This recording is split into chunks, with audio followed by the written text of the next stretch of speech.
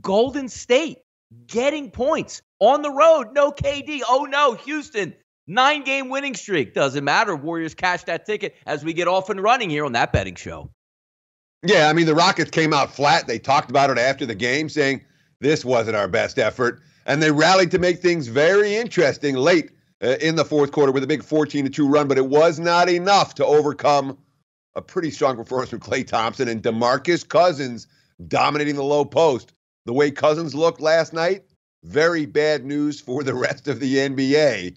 The Warriors looked like a championship team for the first time that I've seen in a while. It's a balanced scoring last night. Cousins with 27, Curry with 24, Klay Thompson chips in for 30. James Harden struggled from behind the line, but a nice win. We talk about on this show each and every day, Teddy, the money-burning squad that is the Warriors came up big last night, especially if you hit them on the money line. But today, Teddy, the big boys are now getting underplay in conference tournament action as we're watching right now. Rhode Island's on my TV. You have Villanova up here, Iowa State, Baylor tipping off right now. A lot of fun to be had, but also Zion Williamson, Teddy, up and at him. Looks like he's going to give it a go tonight. Should be some fun.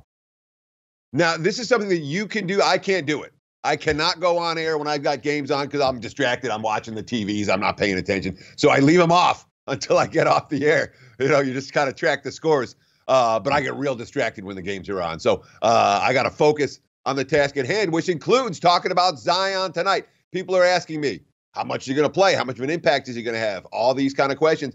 And the fact is, I don't know. You don't know. Donnie doesn't know. Coach K doesn't know. All right? There's a lot of uncertainty with Zion tonight in terms of how much he's going to play and how big an impact he's going to have. Know that going in, that this is a game with, let's call it, more uncertainty than usual for Duke tonight. As for Kansas State, there's no uncertainty there. Dean Wade isn't playing. That team's not the same when Dean Wade isn't on the court. So I have no interest in laying any price with the K-State Wildcats playing without their senior stud. Yeah, it should be interesting because obviously UVA and UNC also getting on the court there down at Spectrum Center in Charlotte. The one thing with Zion, that he's always going to capture a majority of the headlines there. But you're right. When you're trying to second guess and saying, well, what is the line movement and what should he account for in this game? Because we actually don't know, Teddy. Like if you're going to say, hey, I'm going to get the Zion Williamson the minute before he went down and hurt his knee versus UNC, that's fantastic. They should obliterate Syracuse, get back into it, and have a lot of fun. But if you're going to say, hey, Zion, we're going to play a couple-minute stretch here. We're going to get your win back in. We're going to slowly build you up over this tournament and get ready for March Madness. The line is going to impact because the public is going to see, oh, my goodness, Zion is playing. But is he playing 10 minutes, 20 minutes, or 35 minutes, And the answer is we don't know. You don't know. I don't know. Like I said, I don't think Coach K knows how much he's going to play Zion today, which leads to extra uncertainty. If you have to get an action on this game, I think there are better bets out there than Duke Syracuse for tonight.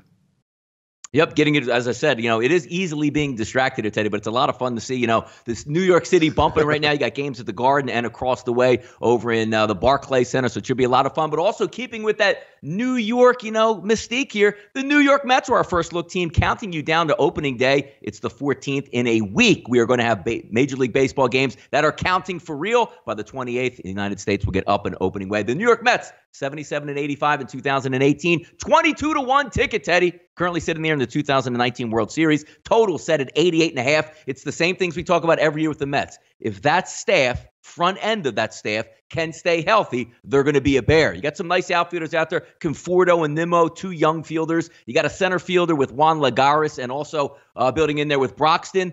Going to get some light hitting out of there, but get some good fielding. But the Mets put some components together. Go out and spend some money and make a trade for Robbie Cano. You bring in Lowry from the Oakland Athletics. They made some improvements in the offseason. But again, it always gets back to, Teddy, can that frontline pitching hold up? DeGrom, sensational last year. Let's see if Syndergaard can back him up this year.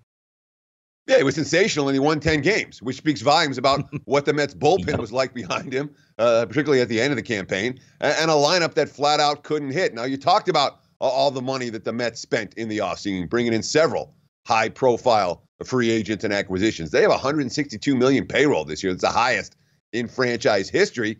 They also have a new guy running the organization in Brody Van Wagenen, a player agent, and he's been all about analytics and bringing in, baseball prospectus guys to run the front office in New York, which is something they haven't had a whole lot. But you talk about the pitching staff getting hurt. Everyone got hurt for the Mets last year. Only the Angels suffered more games lost to injury from projected starters than the New York Mets. They were all banged up, and they're all banged up again now. You know, Cespedes isn't going to be back till the second half of the season. Jed Lowry's already hurt.